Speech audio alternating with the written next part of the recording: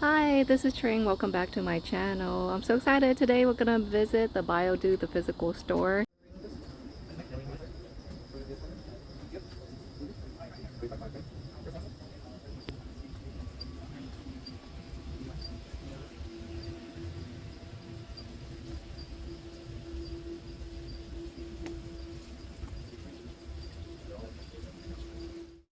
Guess who I ran into?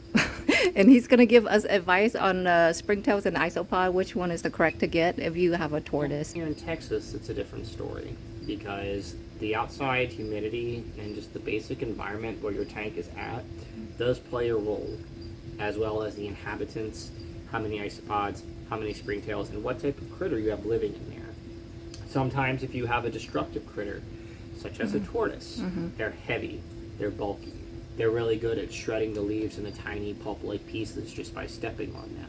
So they're going to break down faster because they're being manipulated, right? They're being touched, trampled, buried, moved. You can make the same argument with snakes. With our habitats here, for our drier habitats, we're at every 6 to 8 months. If you collect the leaves yourself, go for it, man. Just make sure we have a blog on our website on how to disinfect them. Because here's the biggest thing. Whatever you put in here stays in here. So if you have runoff of a pesticide or herbicide that's on those leaves, it'll be in there. And that can harm your critter, right? So you just want to make sure you take those disinfecting, wherever you buy those leaves, unless the vendor doesn't specifically say, I boiled these leaves, or I did whatever I needed to do to sterilize these leaves. You need to take it upon yourself to do it. Because, you know, getting ants and other things like that, they primarily come from the leaves. Because a lot of your commercial substrates, like mine, the majority of the ingredients are pasteurized, meaning they're cooked before they even come into the country. Because the majority of the ingredients come from around the world. I see. Yep. But specifically for your Hermann's tortoise, what I would recommend in your temporary habitat is grow. Now I know Hermans need to have hay as a big part of their diet. But it is also possible to implement different types of leafy greens in that habitat and grow them in there. Especially like with the Firma, or you can do a Firma Sahara mix. It's really easy to put seeds in there, especially without having the tortoise in there. And you can let the seeds grow.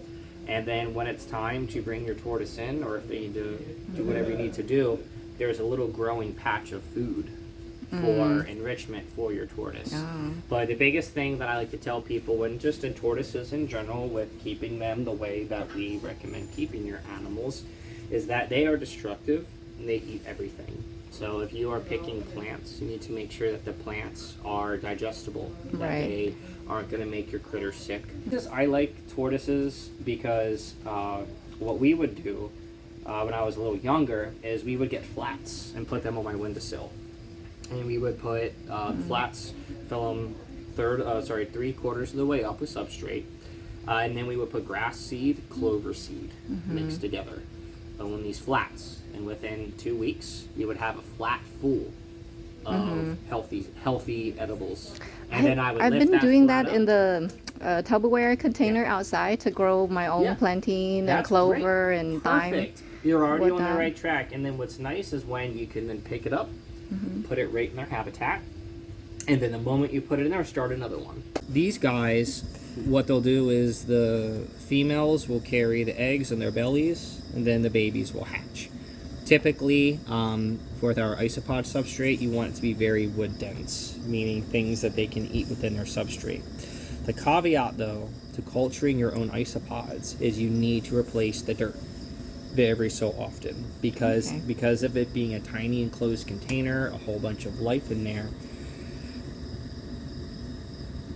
It's really easy to have them overproduce, not have enough nutrition in the soil, and then you just have a giant crash.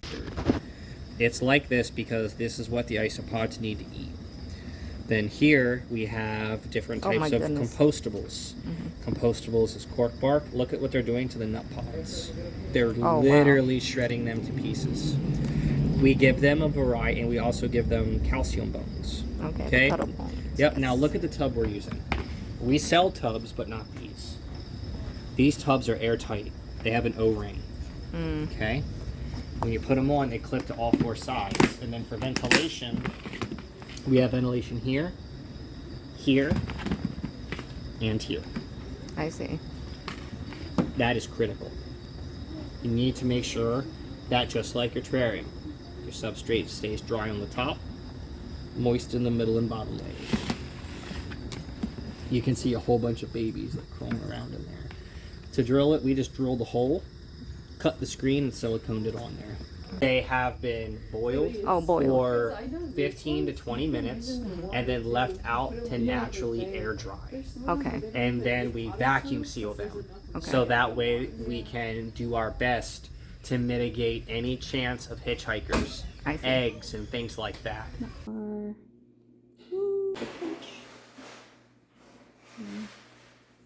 we go.